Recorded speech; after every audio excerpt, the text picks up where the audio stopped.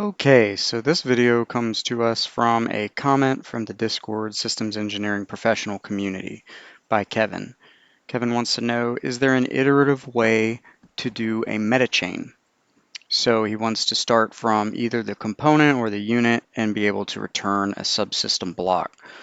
The reason this is actually a challenge is because the metachain needs to be able to return nothing depending on the length of this metachain. So this is a directed composition, so we're going to go up by owner and then owner again. And whenever we do so, we need to be able to say if the component has a directed composition and that block also has a directed composition, then we want to return that final block.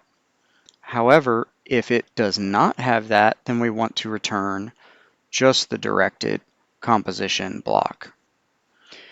The example provided is not going to cover every scenario. It's only going to cover those two. So it would need to be extended to find out, well, what happens if there's no directed composition? Let's not return anything. Or maybe we do want to return something. That would be a separate use case. And it also will not go more than 2 layers deep. So if we have 3 or 4 layers deep, that we'll need to come up with a different solution for that. Alternatively, there are even better ways to do this where we could actually predict how many layers we need to go and be able to return it based off of that. But this is a very simple example that I've come up with and I'd like to share. So we've kind of talked about this problem. I recreated it with subsystem 1 and subsystem 2. Subsystem 1 has a unit and a component, whereas subsystem 2 just has a unit. And as we can see, I created this generic table that has the name in the first column and the subsystem in the second column.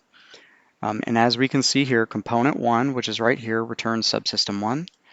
Unit 1 returns subsystem 1, and unit 2 returns subsystem 2, just as we would expect.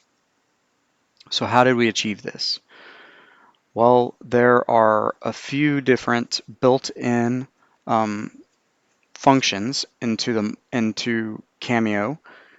One is the if-then-else statement, another is the not, and the other is the isEmpty.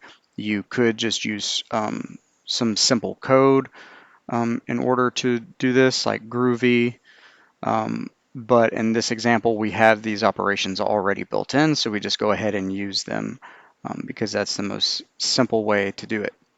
So first we create the if then else, and then we say if it's not empty, so we have to not is empty, and then finally we have to find the 2 direct compositions up. So in order to do that from a block, we have to follow the typed element of type, and then we have to find its owner. When we do that the second time, it will return some additional part properties and some other elements that are not useful for this. So we're going to filter those out, and we're only going to be returning the final block. So once we determine if this is not empty, then we will, if that is true, then we're going to return that value, which in this first case, we have component 1. It would be subsystem 1 if this statement is true.